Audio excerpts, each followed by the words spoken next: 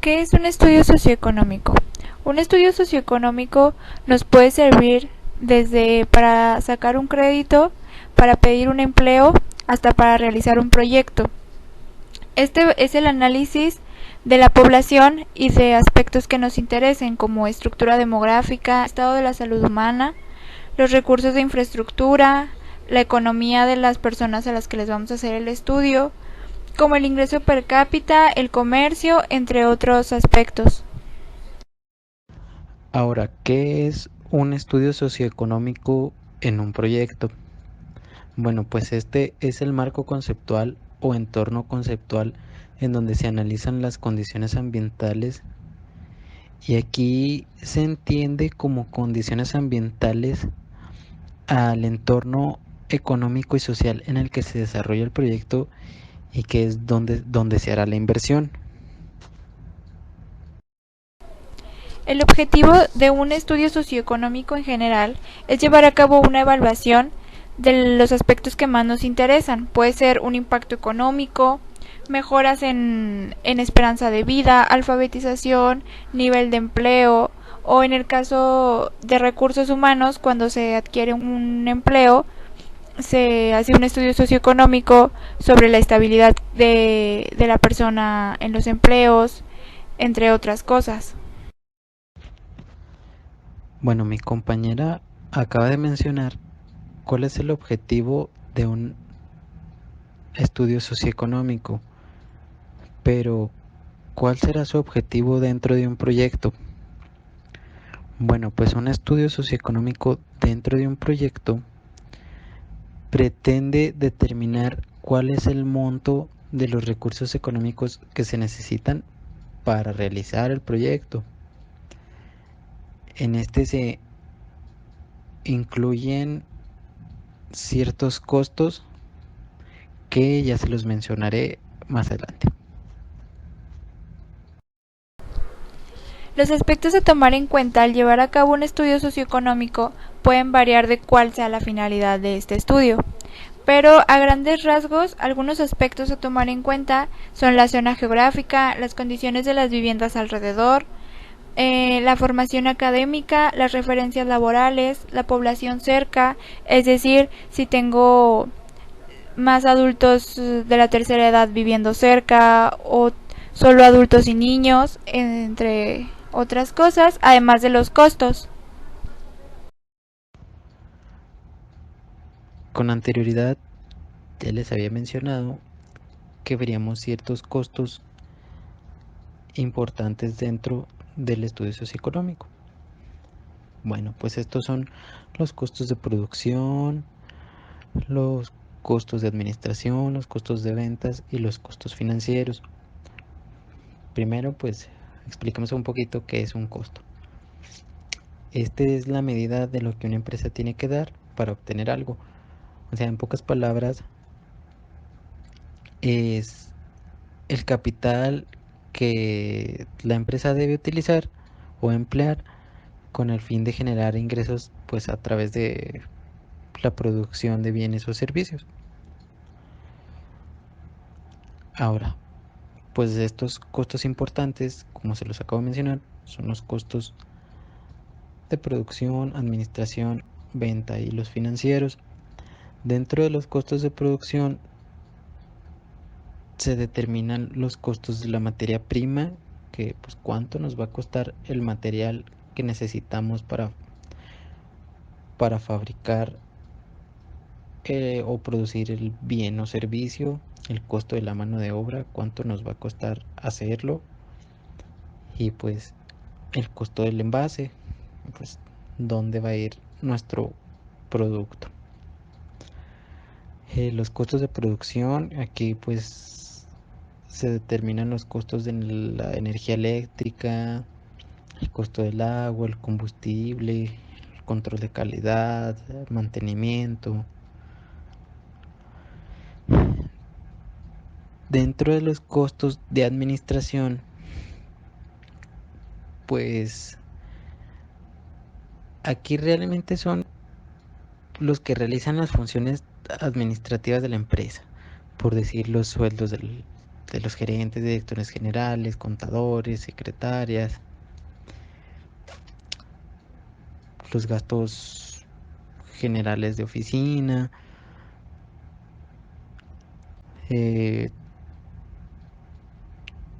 los demás gastos o sueldos en los demás departamentos que existen en la empresa.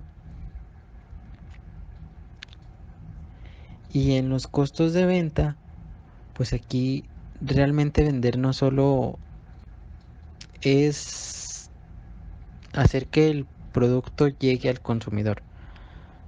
También aquí se utiliza la mercadotecnia porque pues se tiene que promocionar el producto de una manera en que llame la atención del consumidor, que el consumidor lo vea y diga realmente lo necesito o realmente lo quiero. Entonces, para poder hacer mercadotecnia se necesita pues desembolsar más capital, en pocas palabras. Buen día, mi nombre es Julieta Ríos y yo les voy a hablar sobre la evaluación financiera en un proyecto. Una evaluación financiera de proyectos es la investigación de todas las partes de un proyecto determinado con el fin de valorar si éste tendrá un rendimiento futuro. Por ello, esta evaluación previa será la forma de saber si dicho proyecto contribuirá a los objetivos de la empresa o si será una pérdida de tiempo y dinero.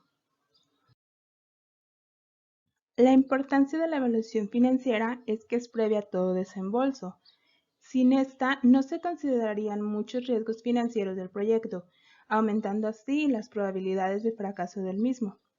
Hay que tener en cuenta que esta evaluación se hace con base en datos estimados, por lo que no asegura que el proyecto vaya a ser un éxito o un fracaso.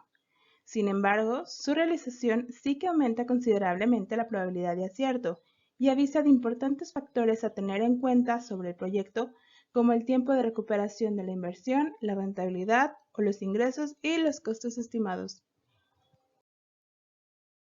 Las características de esta evaluación pueden variar enormemente según el tipo de proyecto. Sin embargo, todas las evaluaciones deben tocar algunos temas que son básicos en su realización. A continuación se van a mostrar. Objetivos. Si los objetivos del proyecto no están alineados con la visión y misión de la empresa, no tendría sentido realizarlo. Todo debe de ir encaminado a un bien común. Flujo de caja. Una vez operando, el proyecto generará ingresos y gastos. Para cada año operacional es necesario estimar cuánto se generará de unos y otros para obtener el flujo de fondos disponibles. Es un informe financiero que presenta un detalle de los flujos de ingresos y egresos de dinero que tiene una empresa en un periodo determinado. Algunos ejemplos de ingresos que pudiese tener son las ventas, el cobro de deudas, el cobro de préstamos e intereses.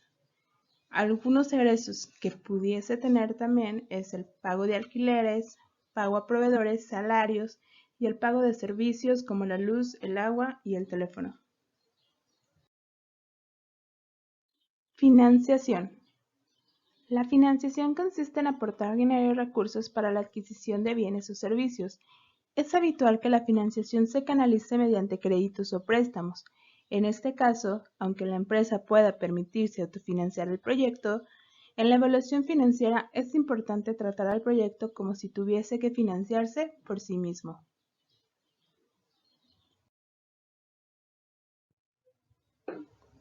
Existe un gran número de métodos de evaluación financiera, de los cuales los más conocidos son el valor actual neto, la tasa interna de retorno, el periodo de recuperación y la relación costo-beneficio. Valor actual neto o VAN. Es un procedimiento que mide el valor en el momento actual de una serie de flujos de caja futuros, que serán originados por el proyecto. Para ello, se deben introducir los flujos de caja futuros en la situación actual de la empresa, actualizándolos mediante una tasa de descuento y compararlos con la inversión que se hizo en un principio. Si es mayor que esta, el proyecto es recomendable. En caso contrario, no merecerá la pena llevarlo a cabo.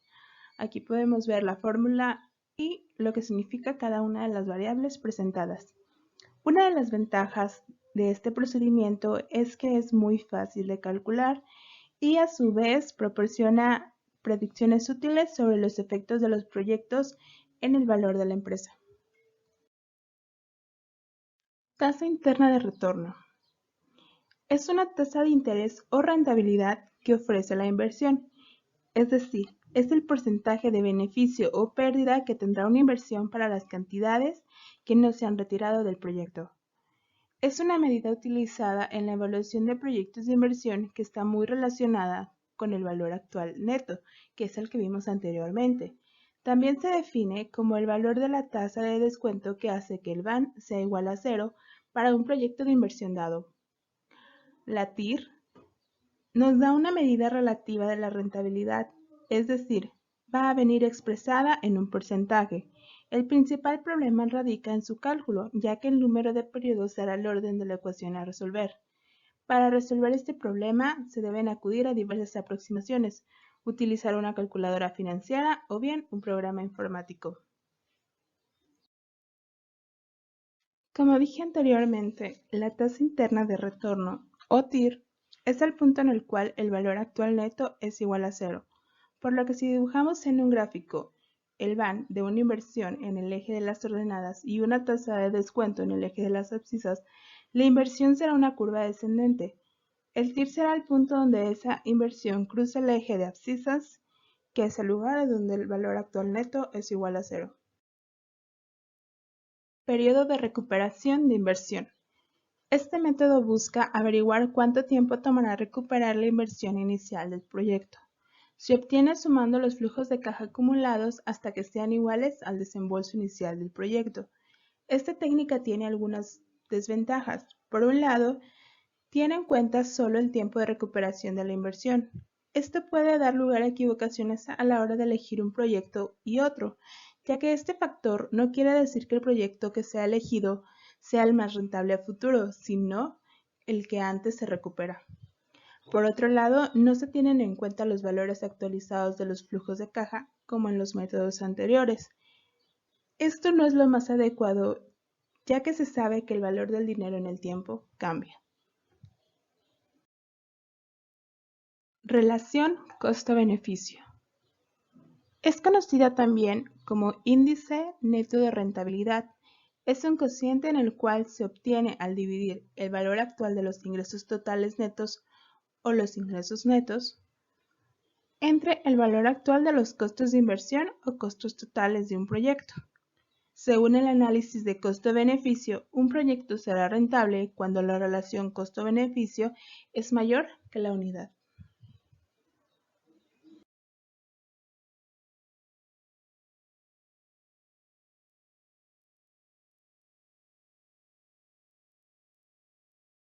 Hola, ¿qué tal? Mi nombre es Mariana Morales y a continuación les voy a explicar la administración del riesgo. Bueno, para comenzar con este tema, les voy a explicar un poco lo que es el concepto. Es un enfoque analítico administrativo que además de cuantificar el riesgo, previene la quiebra de la inversión al anticipar el mismo. En sí, lo que es una administración de riesgo es el estudio de las causas posibles de las amenazas y probables eventos no deseados, así como daños y consecuencias que estos puedan producir.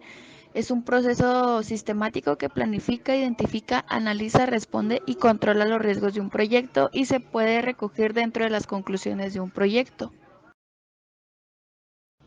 Bueno, también los elementos principales que aporta la gerencia de riesgos, tal y como lo señala el PMI, son la identificación, la evolución de análisis cuantitativo de los riesgos, el análisis cualitativo de los riesgos, la planeación de la respuesta a los riesgos y el seguimiento y control de los riesgos. Bueno, en este diagrama, que es en riesgo en proyectos, Podemos ver diferentes variables, las cuales todas tienen una correlación con lo que es en riesgo en proyectos. Tenemos la integración, que es el ciclo de vida, la información y comunicación, que son las ideas directrices en recurso humano, que es la disponibilidad o productividad, los contratos de proveeduría, que son servicios materiales, los costos, las restricciones y objetivos, el tiempo de igual manera son restricciones, la calidad son los estándares y el alcance son las expectativas que vamos a tener. Estos elementos permitirán desarrollar un buen plan de respuesta dependiendo del caso específico en la compañía.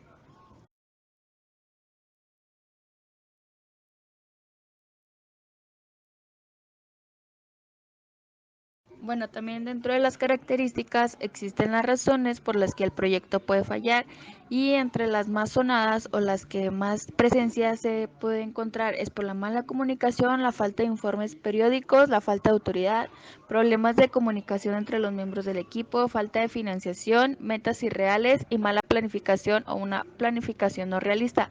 Estas tres últimas son de las más comunes que se puede encontrar en una compañía.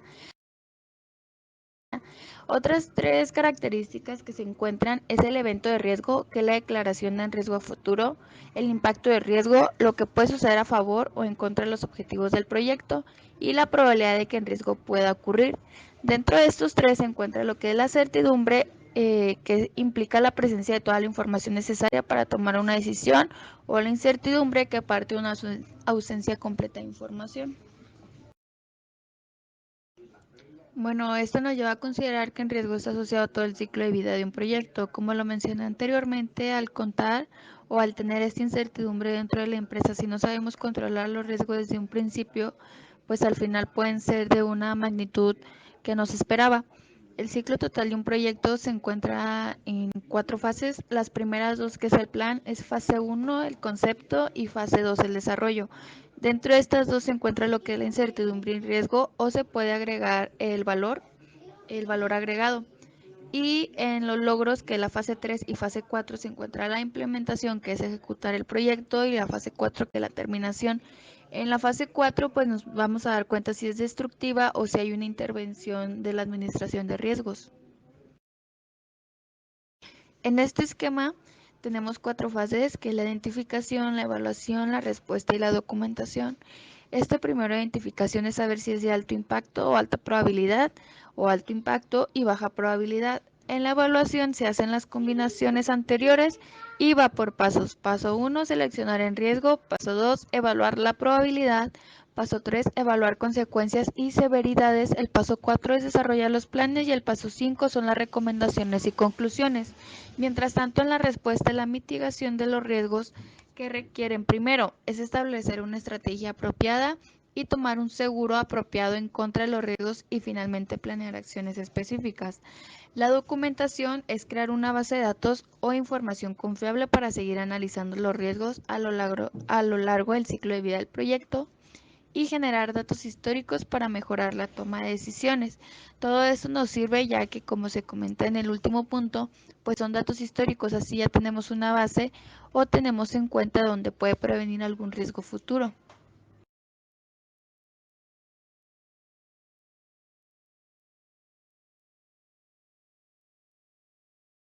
Bueno, en cuanto a lo que es eliminar los riesgos, pues no, se pueden reducir o transferir a un tercero, ya que los riesgos no solamente se refiere a lo que es financiero, sino también tenemos que tener en cuenta la maquinaria que se puede estropear, o de que el cliente nos agregue otra dificultad, o que el proveedor no nos mande la mercancía, o simplemente que se ponga enfermo un miembro clave del equipo. Hay que tener en cuenta todos estos puntos para así poder tener éxito en nuestra compañía.